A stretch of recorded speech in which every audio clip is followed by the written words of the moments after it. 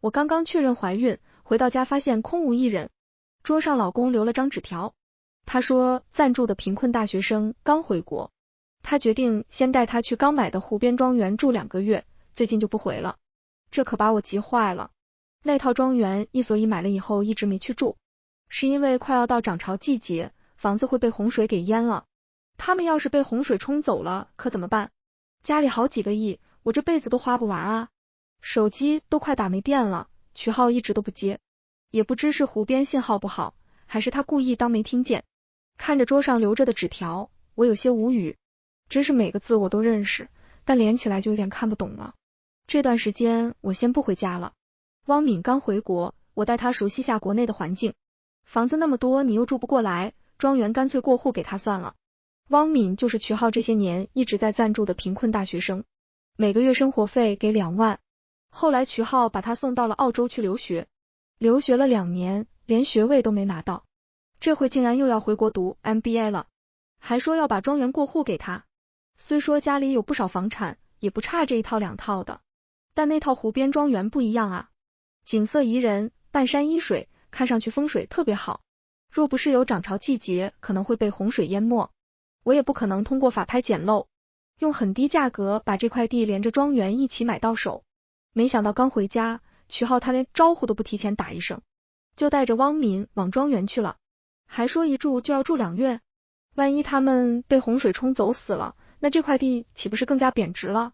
虽然是捡漏买的，但谁的钱也不是大风刮来的，一想到可能会亏麻了，我真的很心痛啊。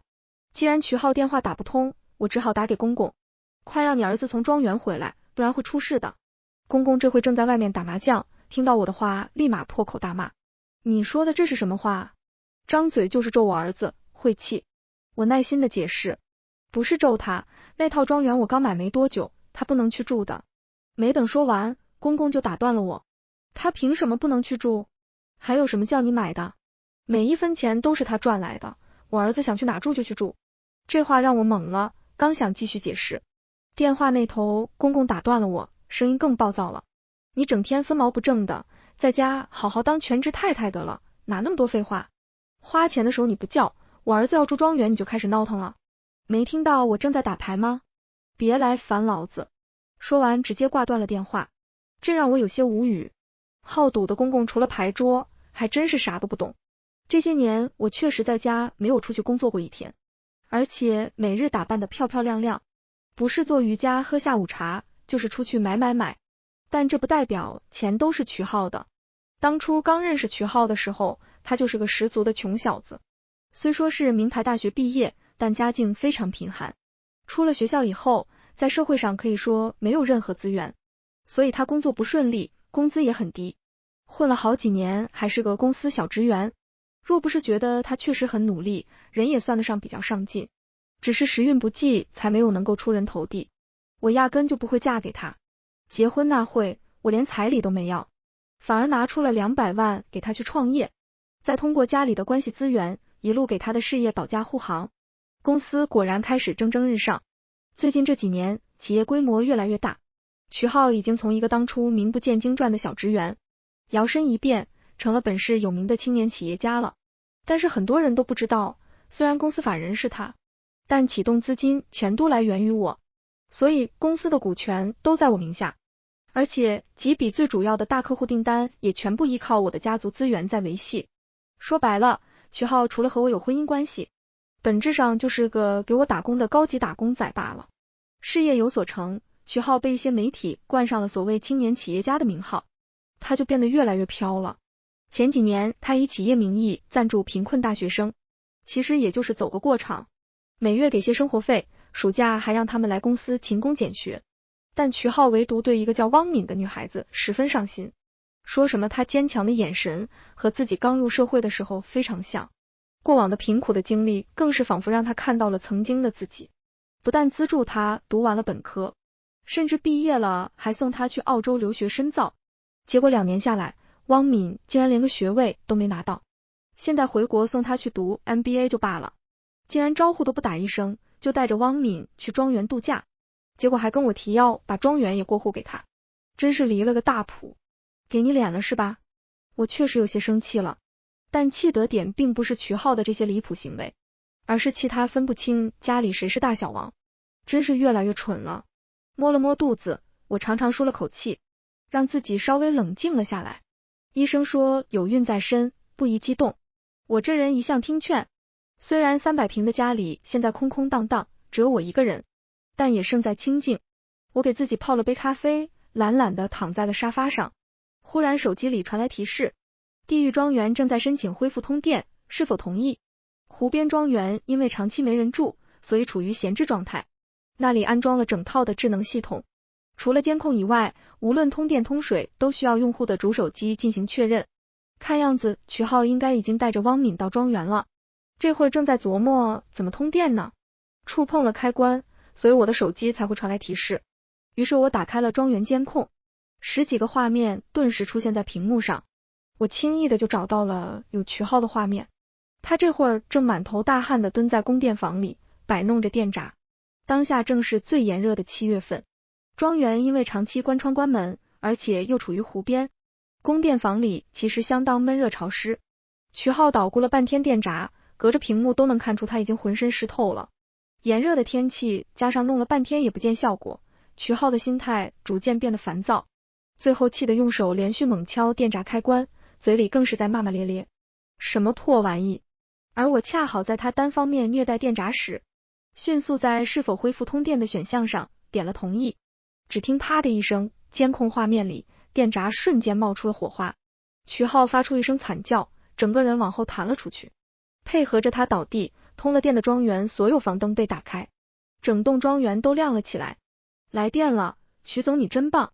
画面外一个女人兴奋地走了进来，正是汪敏。笑容还没散去，就看到瞿浩正躺在地上，蜷缩着身子在呻吟，脸上甚至都痛出了眼泪水。汪敏吓了一跳，想要过去扶他，凑近一瞧，忍不住说道：哎呀，你的头发。看着屏幕里的画面，我都快笑岔气了。刚刚巨大的冲击力不仅把瞿浩给弹了出去，连头发都给烧糊了。别人眼中颇有儒雅气质的青年企业家，这会彻底被烧成了个秃子。汪敏顿时慌了神，在瞿浩身边急得转圈，但又手足无措。我忍不住对手机说道：你转圈有啥用？赶紧救人啊！3楼的抽屉里有急救箱，别傻站了，跟脑瘫似的。听到我的声音，汪敏再次吓了一跳。谁在说话？他环顾四周，发现并没有第3个人，顿时脸色都变了。买过庄园的朋友们都知道，供电室一般都不会安置在主屋内，为了安全考量，都是单独修筑在主屋以外。而且供电室里不需要住人，所以内饰简陋，和毛坯没啥区别。即便此刻通了电，依旧不算明亮，灯光照射在石灰墙壁上，甚至还有些阴森。在这种情景下，无论谁听到头顶有人声传来，抬头却没看到任何人，都会3魂被吓掉2魄。所以汪敏尖叫着，忘记自己本来是要把瞿浩扶起来，反倒是死死抓住了他那只已经被电糊了手。瞿总，这屋子闹鬼。瞿浩本来被电的有些神志不清，但手部巨大的痛感传来，反倒是被整清醒了，发出的惨叫声极其洪亮，十分具有穿透力。啊，我的手！汪敏这才发现自己的指甲都快掐进瞿浩手背的肉里了，吓得赶紧把手松开。对不起，我不是故意的。瞿浩停止了惨叫，眼珠一翻，头一偏，又要晕倒过去。汪敏这回哪能让他再次晕过去，赶紧拼命的摇晃瞿浩肩膀。瞿总你别晕了呀，我真的好害怕啊。像滩烂泥一样的瞿浩瞬间又被摇成了一个拨浪鼓。屏幕这头的我是彻底绷不住了，捶着沙发笑得发出了鹅叫声。摇得正起劲的汪敏再次听到头上响起一个女人的笑声，咯咯咯咯咯咯。他彻底崩溃了，但此刻汪敏腿都软了，根本站不起来，想跑都跑不了，别无他法，只好闭着眼睛更加卖力地摇着瞿浩。你醒醒，你醒醒！3两下一间，瞿浩终于发出了微弱的声音，别摇了，我快。汪敏激动地把脸贴近去听瞿浩嘴中的话。瞿总你刚说啥？我说要你别摇了，我快吐了。哦，猝不及防的瞿浩张开嘴吐了，两人脸靠得很近，他直接且精准地喷了汪敏一脸。咦，好恶心。隔着屏幕我都觉得有些生理不适。汪敏那张本来精致的脸庞，此刻被呕吐物糊了一脸，她呆在那里，整个人一动不动，感情已经彻底被喷蒙了。而吐完了的瞿浩，此刻也终于恢复神智了，他支棱着坐了起来，想用手给汪敏擦干净。你没事吧？而汪敏就像丢了魂一样，任由瞿浩在他脸上擦来擦去。我真有点看不下去了，主要是画面显得过于诡异和恶心，忍不住说道。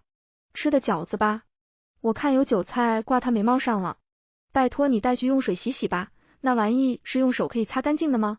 听到我的声音，汪敏这才有所反应，他一脸惊恐地看向瞿浩。你听见了吗？这里真的在闹鬼。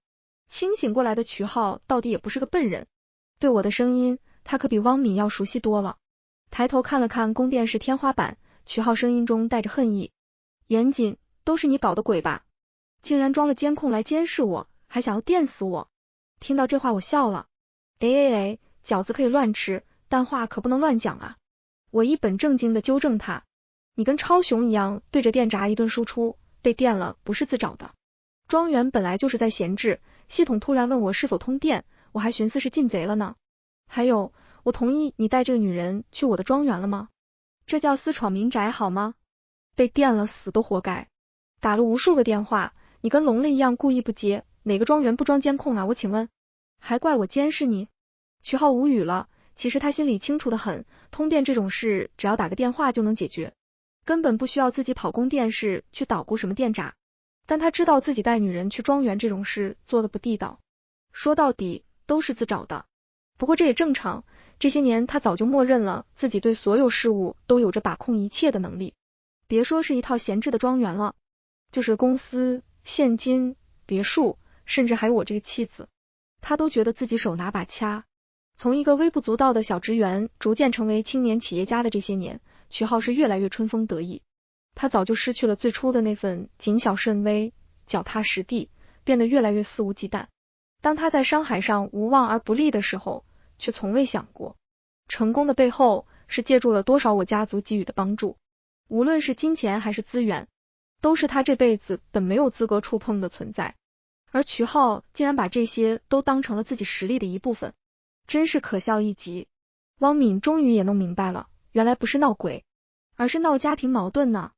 他拉了拉瞿浩的衣角，浑身黏糊糊的，有点难受，我们去庄园里的浴室洗洗吧。接着看了看天花板，对我说道，姐姐你别生气啊，都是我不好，瞿总只是看我刚回国人生地不熟，才带我来散散心的，要是不想我待在这里，我可以走的。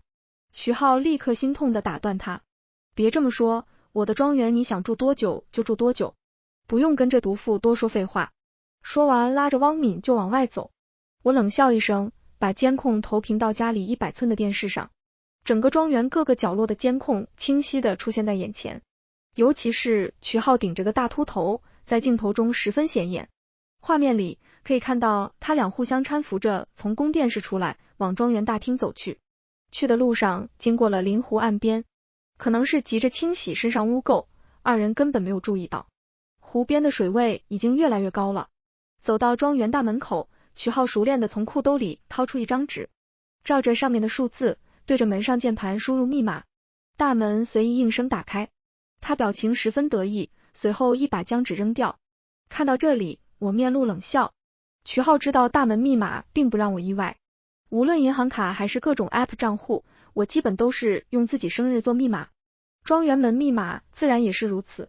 我冷笑的是，和他夫妻一场这么多年，他竟然根本就不记得我生日，还非得写在纸上，真是一个好老公啊。我切换着监控画面，看着他们狼狈的走进主楼大厅。汪敏的裙摆上还沾着瞿浩的呕吐物，但他一进门眼睛就亮了起来，手指轻轻抚过进口真皮沙发，转头对瞿浩露出甜蜜的笑容。瞿总，这里真的好漂亮啊。他眨了眨眼，语气带着试探，你以前说要过户给我，是真的吗？瞿浩正用纸巾擦着被电焦的头发，闻言立刻点头，当然，这算什么？等过段时间。我点开手机 App， 把大厅空调温度直接调到最低，不到5分钟，汪敏就开始抱着胳膊发抖。怎么突然这么冷？瞿浩皱眉去找温控面板，却发现这栋智能庄园的所有控制系统都需要我的手机授权。他瞬间反应了过来，冲着天花板吼道：严谨，你闹够了没有？我嘻嘻一笑，冷哼一声，从沙发上坐了起来。比起看他这两犯贱，目前我心里还有更值得操心的事。我给自己冲了杯咖啡，端着杯子走到了阳台。果然，外面又开始下起了雨。天气预报说马上就会由小转大，再过1-2个小时，估计就要发黄色汛情警报了。我听着窗外淅淅沥沥的雨滴声，露出满意的神情，接着回到沙发躺了下来。正好看到画面里两人正甜蜜着，瞿浩脱下自己的西装外套裹住她，语气温柔的能滴出水来。宝贝，披上这个就不冷了，我们先去洗个热水澡暖暖身子。瞿浩搂着汪敏上楼，突然凑到他耳边说了什么。汪敏顿时红着脸捶他胸口，讨厌。我调大浴室麦克风音量，正好听见瞿浩油腻的提议，一起洗吧，我帮你擦背。汪敏半推半就的被拉进浴室，瞿浩急不可耐的去解衬衫纽扣。等等。汪敏突然指着天花板的摄像头，声音都变了调，这里怎么也有？瞿浩动作一顿，随即满不在乎的摆手，怕什么？他爱看就让他看个够。说着就要去搂汪敏的腰，汪敏却像触电般躲开，裹紧浴袍缩到角落。不行，万一他录下来，他咬着嘴唇快要哭出来的样子，人家还要脸呢。瞿浩顿时心疼的不行，连忙安慰，宝贝别怕，我这就去拿工具拆了它。临走前还不忘打开了浴霸，并倒了杯红酒塞进汪敏手里。你先暖暖身子，我马上回来。瞿浩像条发情的公狗一样冲了出去，连滚带爬的窜下楼梯。看得出瞿浩显然对庄园内部构造十分熟悉，他很轻易的就跑到了负1楼。那里是专门堆放工具物件的房间，放着可以帮他够到天花板的小楼梯。他这副猴急的样子，我心中满是不屑。瞿浩以前根本就没来过这个庄园，但现在却表现得对庄园构造十分熟悉，说明早就从别的地方弄到了庄园平面图。我冷哼的说道，瞿总真是熟门熟路啊，看样子早就准备把这里作为你和他的银窝了吧。瞿浩根本不理睬我，任由我出言嘲讽，反倒是一头扎进工具间，手忙脚乱的翻找工具。这个蠢货现在满脑子就一件事，赶紧拆了监控，好跟他的小情人在我家浴室里翻云覆雨。他找到楼梯和锤子时手都在抖，恨不得下一秒就能闪现回浴室，把摄像头砸个稀巴烂。结果锤子还没捂热呢，就听见咔嗒一声，工具间的门被我远程锁死了。操！瞿浩猛地转身踹门，那张平时在媒体面前装精英的脸，现在扭曲的跟便秘似的。严谨，你他妈给老子开门！我笑了笑，怎么，你以前不是做了功课吗？不知道每张门我都可以控制。哦，对了，平面图上看不出门是电子远程锁的。色字当头一把刀，瞿浩你老老实实待着吧。我切换到浴室监控，画面里的汪敏已经喝完了那杯红酒，浴霸的强光烤得他满脸通红，额头上渗出细密的汗珠，热死了。他嘟囔着去按浴霸开关，按了半天没反应，抬头看了眼摄像头，突然明白过来，姐姐，你能把浴霸关掉吗？那可不行，这是瞿总亲自为你开的。我悠闲地调高了温度，同时顺手打开了热水龙头，滚烫的热水瞬间从花洒喷涌而出，整个浴室顿时蒸汽弥漫。汪敏尖叫着跳开，手忙脚乱地去关水龙头，却发现阀门纹丝不动。高温水雾很快充满整个空间，镜面蒙上厚厚一层水汽。它像支落汤鸡一样在浴室里乱转，浴袍完全被汗水和蒸汽浸透，精心打理的卷发湿漉漉的贴在脸上。温度计显示室内已经达到45度。开门，放我出去。他歇斯底里的拍打着浴室门，眼线已经被汗水晕开，在脸上留下2道黑色泪痕。我把2个监控画面并排显示，左边是像困兽一样的瞿浩在工具间踹门，右边是蒸笼里的汪敏在浴室抓狂。窗外的雨越下越大，仿佛在给这场闹剧配乐。浴室里的蒸汽已经浓得化不开，汪敏身上的衣服吸饱了水，沉甸甸的裹在身上，领口被自己抓得大开，头上的卷发一绺绺贴在涨红的脸上，睫毛膏晕成2个黑窟窿，烫死了。他踉跄着去够水龙头，指尖刚碰到金属部件就被烫出水泡，浴凳翻倒时小腿撞在陶瓷浴缸边缘，立刻浮起大片淤青。姐姐，求求你！汪敏终于崩溃地跪下来，对着监控哭着说，我错了，我真的知道错了。汪敏把额头抵在冰冷的镜面上，嘶哑的哭声被蒸汽闷得发颤。你气也应该消了，我是和曲总走得近了些，但罪不至死吧。我轻轻敲了敲麦克风开关，你不会真以为只有我要整你吧？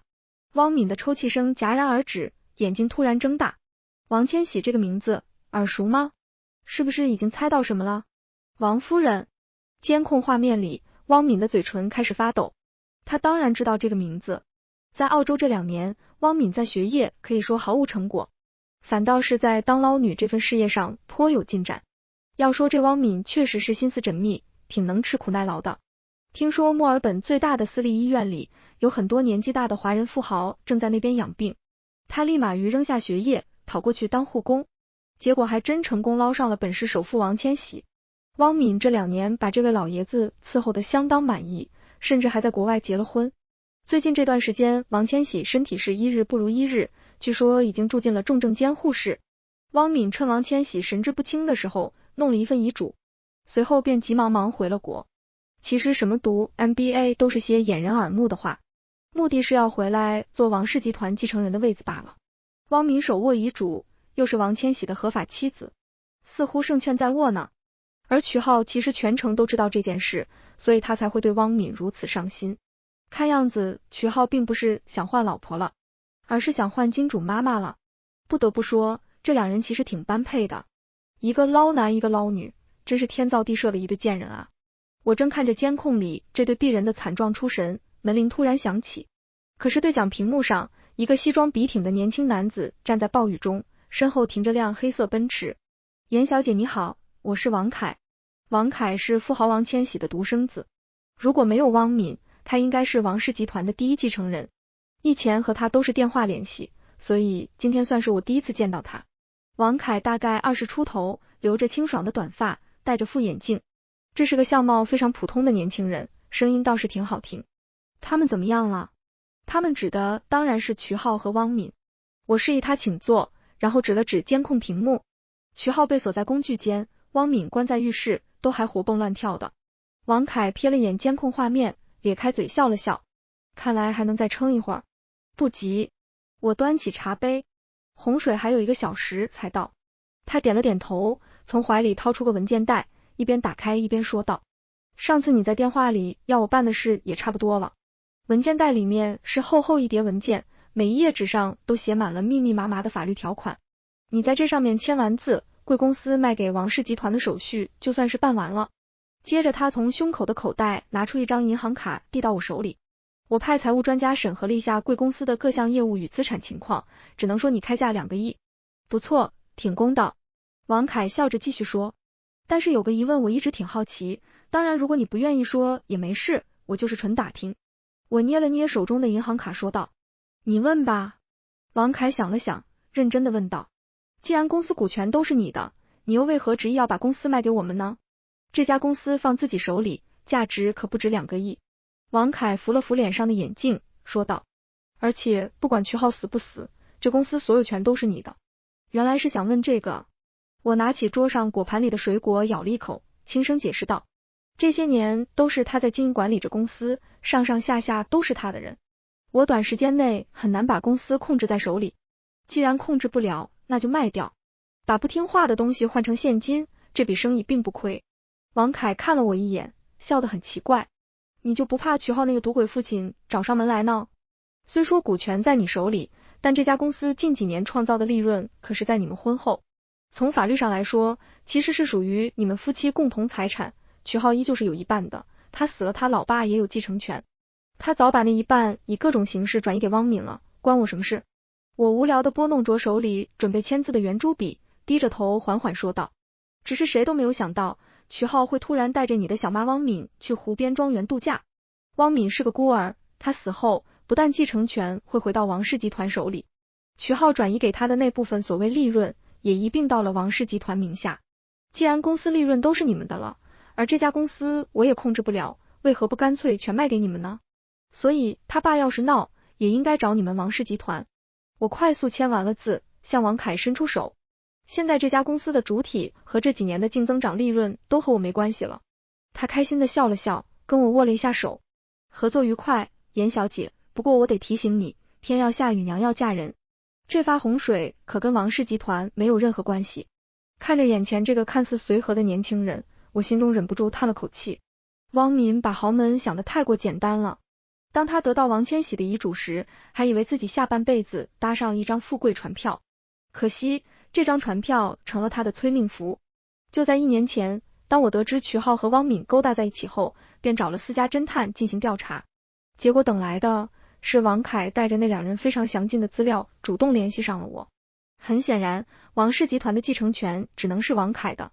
他说他以前是第一继承人，以后和未来也应该都是。语气并不凌厉，但充满了自信。随后我俩在电话里友好的沟通了起来。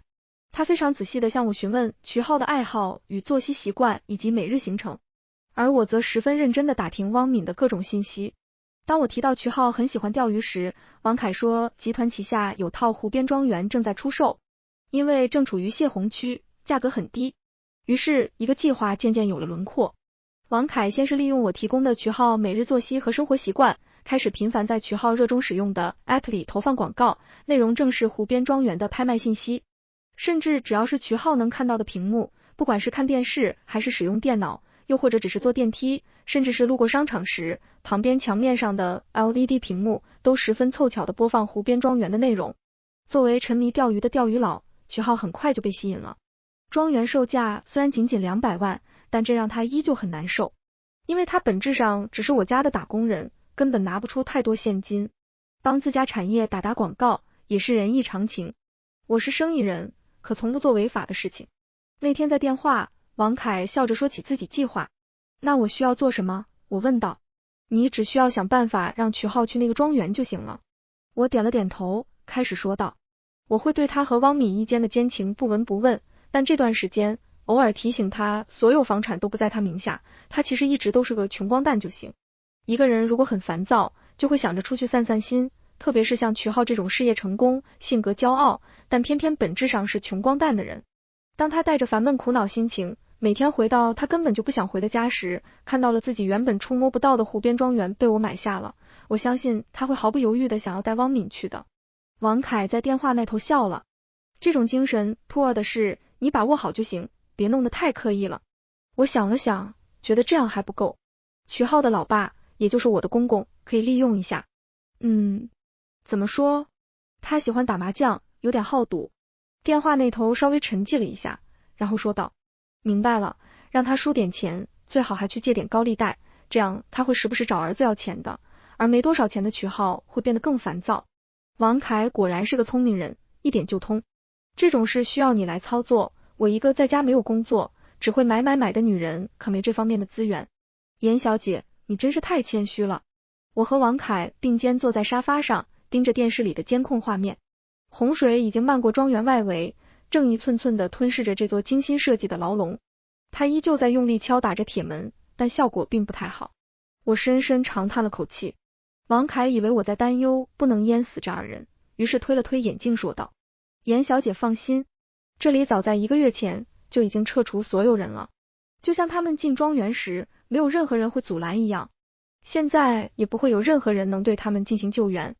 他的声音平静的像在讨论明天早餐该吃什么。况且四周的信号基站我也都拆除了。画面里工具间的水位已经涨到瞿浩的腰部。他拼命举起手机，脸色突然变得更加惨白，没有信号。你看，王凯轻笑，他的手机现在就像块搬砖。瞿浩突然扑向监控摄像头，湿透的衬衫贴在身上。老婆，我错了，你救救我，把门打开吧。他的声音带着哭腔，我们夫妻7年，我以后一定好好对你。我凑近麦克风，其实你有钥匙的。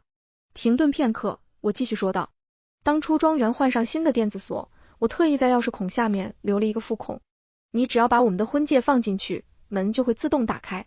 监控里，瞿浩的表情瞬间凝固，他颤抖着摸向空荡荡的无名指，整个人像被抽走了骨头般滑进水里。王凯端起茶杯抿了一口，原来你叹气的是这个，看样子他没带呢。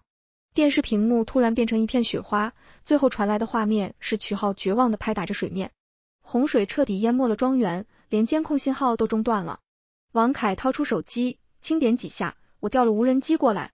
几分钟后，手机屏幕上显示出航拍画面，原本气派的庄园已经完全被浑浊的洪水吞没，只剩几处屋顶还露在水面上，像几块即将沉没的礁石。这下彻底干净了。王凯收起手机，所有痕迹都会被洪水冲走。我点点头，起身送他到门口。接他的豪车已经停在了我家别墅门口。上车以前，他突然扭过头瞄了我一眼，问道：你肚子里的孩子是瞿浩的？废话，你把我看成什么人了？他奇怪地看着我，皱着眉说道：我不是很明白，为什么不打掉呢？我叹了口气，我年纪不小了，医生说我如果打掉就很难怀孕了。反正呢，我也需要一个孩子来继承家业，蒋浩长得帅，还是高材生，既然如此就留着呗，我有信心教育好孩子。我把王凯推进车里，很认真地说：你还年轻，以后千万不要想不开的轻易结婚。第二天早上，是我主动去报的案。丈夫出去，已经失踪了有24个小时。蒋浩毕竟是青年企业家，这引起了警方的重视。通过路上监控，他们发现蒋浩开着快车一路往郊区而去，目的地竟然是泄洪区的一套庄园内，并再也没出来。由于洪水实在太大，并不利于救援，救援队过去了几趟，都是无功而返。直到1个月后，才在下游区域找到2人的尸体。此刻2人已经被水泡得面目全非。